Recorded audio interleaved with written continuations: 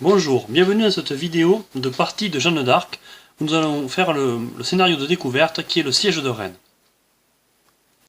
Bien que scénario de découverte, nous allons pouvoir voir dans cette partie tout un tas de règles et de petites tactiques intéressantes pour optimiser vos ordres d'activation et espérer vous voir mener votre faction vers la victoire. Alors pour pas que la vidéo soit trop longue, nous allons faire une partie accélérée où c'est que je vais vous jouer les deux camps, donc les Anglais ici et en même temps les Français. Je vais aller très vite pour les dés, etc. Ce n'est pas une vidéo où c'est que nous allons expliquer les règles en détail, même si vous pourrez en saisir beaucoup d'entre elles pendant la partie. Mais c'est surtout une vidéo où c'est que nous allons voir les tactiques et les bons plans pour les activations et les ordres, ainsi que les choix pour les cartes légendes et les choix de personnages. Bon, tout d'abord un petit mot sur le scénario. Donc c'est un scénario très clairement à l'avantage des Anglais qui tiennent la ville de Rennes, et il va falloir que les Français arrivent à pénétrer dans une de ces cases là, cette case-ci ou cette case-là, avant la fin des 5 tours ou avant que les villageois ne meurent, où c'est qu'on tirera avec le dé du destin pour savoir si les villageois meurent. Donc ça veut dire que c'est quand même un scénario qui est suspendu à la chance de ce dé. Il ne peut mourir que 2 villageois par tour, mais à partir du deuxième tour, les villageois vont commencer à mourir. Donc il ne faudra pas perdre de temps avec les Français pour vraiment aller très très vite, sinon le risque c'est de ne pas pouvoir arriver à temps pour libérer la ville de Rennes. Le problème du scénario, c'est que les Anglais ici peuvent se mettre dans une position défensive très efficace avec des pieux, et nous allons voir que c'est quasiment impossible aux Français de remporter la victoire, à moins de vraiment faire une combinaison d'actions successives, et que les Anglais manquent un petit peu de chance. Donc nous allons voir que le joueur anglais a l'initiative avec la carte de premier joueur, et ça va peser pendant toute la partie le fait qu'il va falloir jouer tout le temps avant le joueur français.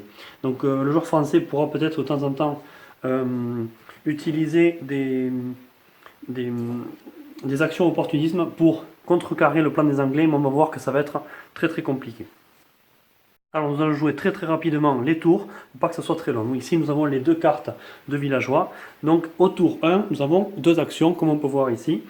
Donc nous allons prendre, les Anglais vont choisir, il faut que les Anglais choisissent deux ordres comme ceci, et les Français deux ordres comme cela. Ensuite nous allons tirer les cartes conseils qui ont été préparées. Voilà. Donc pour les Anglais, il n'y a pas de question à se poser. En fait, il va absolument falloir choisir la carte de légende, parce que c'est ce qui va vous permettre de contrecarrer les plans et l'attaque massive des Français. Nous allons prendre deux cartes légendes ici, voilà, que je vous montrerai tout à l'heure en gros plan. Et nous allons aussi prendre un pion légende que nous allons rajouter sur le panneau des Anglais qui est ici. Pardon. Voilà, avec deux cartes légendes, j'en choisirai une tout à l'heure. Pour les Français, c'est la même chose, ils ont pris 2 points d'activation. Par contre, eux, soit ils choisissent ici les points d'expérience pour faire passer Bertrand du Guesclin le plus rapidement possible au niveau 2, ce qui est quand même primordial pour remporter la victoire, ou alors ils tentent ici de prendre une carte légende, mais c'est vrai que ça va être un tirage aléatoire qui va pouvoir servir, oui ou non, à booster notamment l'attaque des chevaliers contre les pieux. Moi je pense que le plus sécure, c'est quand même de faire passer du Guesclin avec 3 points d'expérience. Donc on va commencer avec 3 points d'expérience pour du Guesclin, sachant que le seul autre moyen pour les Français de gagner des points d'expérience, ça va être d'aller au contact et de tuer des unités, ce qui sera très compliqué. A contrario, les Anglais, c'est vrai qu'eux, ils vont pouvoir gagner de l'expérience ou des points de légende en faisant intervenir leur héros ici, qui a la capacité prière et qui va vraiment permettre de gagner ces points-là pour booster l'armée anglaise. Donc là, c'est très simple pour les Anglais. En fait, il va falloir un point d'activation ici, et la meilleure chose à faire, c'est aller dans la montagne pour récupérer le civil, la carte civile du bourgeois, que l'on va mettre ici avec les Anglais, et ça va nous permettre de gagner, comme on a dit tout à l'heure, un point d'expérience. Donc de suite, tant qu'ils garderont le bourgeois sous leur contrôle, les Anglais ne seront plus embêtés par l'expérience. Deuxième chose qu'il va falloir faire, c'est commencer à préparer ces défenses pour l'arrivée des Français. Donc ici, nous allons faire passer, en activant cette zone ici, nous allons faire passer les sergents d'armes ici, comme ceci. En même temps qu'on active cette case, les archers vont pouvoir faire une action d'attente, mais notamment ils vont pouvoir commencer à placer des pieux sur cette zone-là. Cette unité-là ne va rien faire, et le héros, lui, va prier. Donc prier, il va pouvoir prendre soit un pion de légende, soit un pion d'expérience. Donc là, on va voir ce qui est le mieux de prendre suivant les cartes choisies. Comme nous avons activé ici le héros, il a une valeur une capacité de commandement sur une unité adjacente, sur une unité qui va lui permettre de faire quelque chose. Donc, ce qu'on va faire avec une unité d'archer, on ne peut pas tirer parce qu'on est hors de portée. On va donc mettre un pieu ici, là, exactement. Au tour des Français à présent, donc ce que nous allons faire, nous allons jouer un ordre dans cette zone-là pour rejoindre cette zone-là qui peut contenir 4 unités maximum. Et ça sera tout ce que nous ferons. Nous allons stocker ensuite les ordres parce ça ne vaut pas forcément le coup de s'approcher plus près et d'être à portée des archers anglais pour qu'ils puissent nous tirer dessus. Donc la seule chance des Français, ça va être de rester à bonne portée des archers anglais le plus longtemps possible jusqu'au moment où il va falloir qu'ils mènent une charge très rapide, car ils possèdent ici un pion de charge qui leur a été donné dès le départ à leur avantage. Et c'est grâce à ce pion de charge là que nous allons essayer de passer dans les cases qui sont de la plaine et du champ pour avoir une charge, un mouvement rapide déjà et arriver rapidement à la ville de Rennes, sans quoi la famine aura déjà tué tous les habitants. Donc il va falloir vraiment passer par le chemin le plus court, donc soit ici, et attaquer le point le plus faible des Anglais, grâce notamment à une charge où c'est que nous pourrons relancer les dés rouges des cavaleries, des chevaliers, parce qu'ils chargent dans la plaine. Petite erreur de ma part, ça ce sont les Anglais, donc les Français qui ont gardé un ordre, qui ont déjà un ordre de charge. C'est ici, avec leur point d'expérience également ici. Donc, nouveau tour de jeu. Nous avons cette fois-ci 3 activations et les cartes conseils de guerre qui seront celles-ci. Donc, tout d'abord, c'est toujours le joueur anglais qui joue en premier. Donc, il va posséder 3 cartes activation et lui, le mieux pour lui, on va voir, pour se préparer à la défense, c'est qu'il prenne une activation supplémentaire. Donc, nous partons sur 4 ordres d'activation. Le but, ça va être quoi pour l'anglais? Ça va être de ramener le bourgeois qui lui ramène de l'expérience à chaque tour le plus rapidement derrière les défenses des Anglais et verrouiller ces 2 tuiles-là pour que le Français n'ait jamais accès à la ville de Rennes en mettant les pieux et en utilisant les unités ralliées qui reviennent dans cette zone-là. On va voir que si jamais l'Anglais arrive à faire ceci, il va être très très compliqué aux Français, voire quasiment impossible, de remporter la victoire. Donc nous allons mettre une activation ici pour l'Anglais. Et nous allons déplacer ces 3 troupes-là. Au départ, d'ailleurs, nous allons profiter de l'action du bourgeois pour gagner un point d'expérience que nous mettons sur le plateau anglais. L'expérience qui va nous permettre de faire passer assez rapidement le héros qui a besoin de 3 points d'expérience pour passer au niveau 2. Nous verrons après quel type de héros nous choisissons. Parce que comme vous pourrez voir, il est possible de choisir soit le héros de la version du mal, soit la version du bien. Donc là, je vous expliquerai pourquoi très clairement. Il y en a un qui vaut plus le coup que l'autre. Voilà, donc 3 actions ici. Ensuite, on va en faire une ici pour passer là. Une activation ici pour passer ici. Et la zone ne contenant que 6 unités.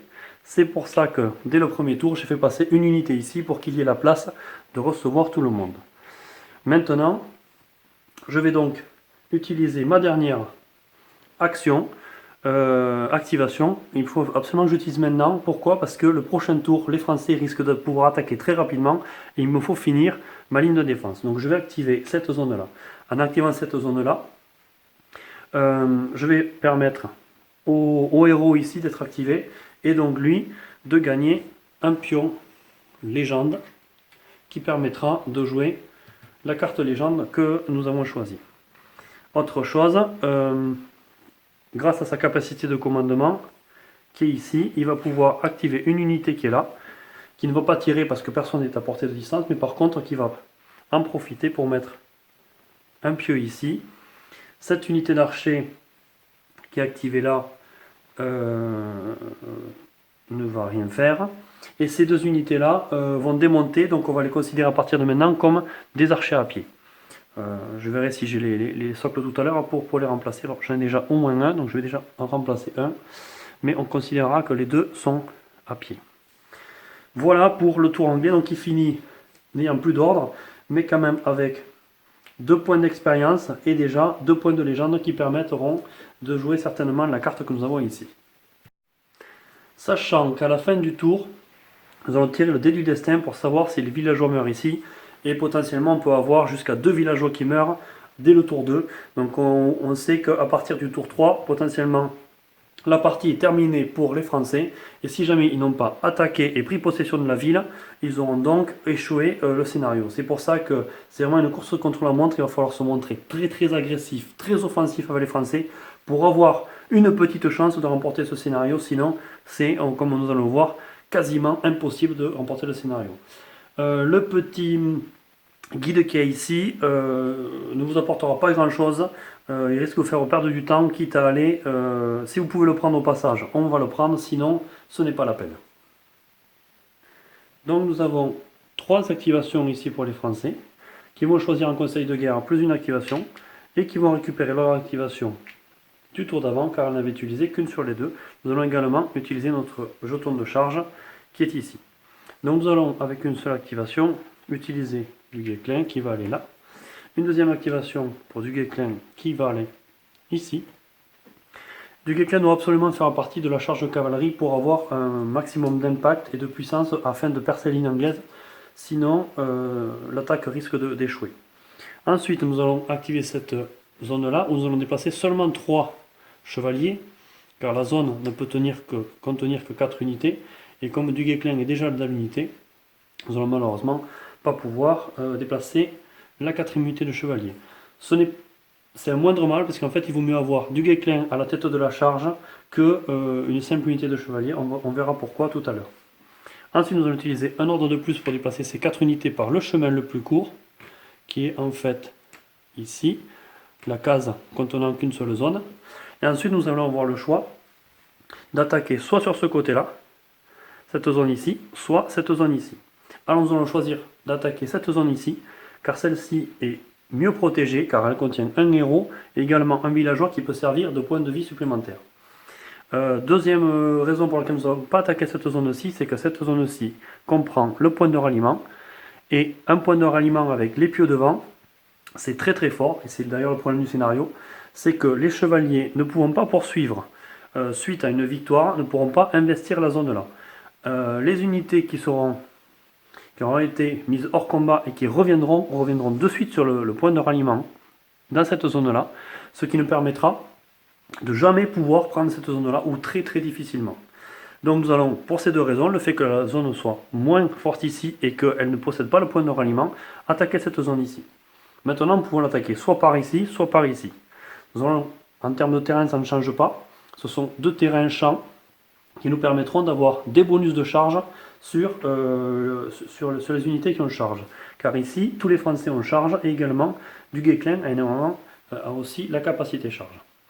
Donc nous allons attaquer soit par ce côté ici, soit par ce côté ici. Nous allons choisir ce côté ici. Pourquoi? Parce que ici, nous pourrons prendre des ripostes de cette zone et de cette zone. Donc 2 fois plus de possibilités aux joueurs anglais de riposter.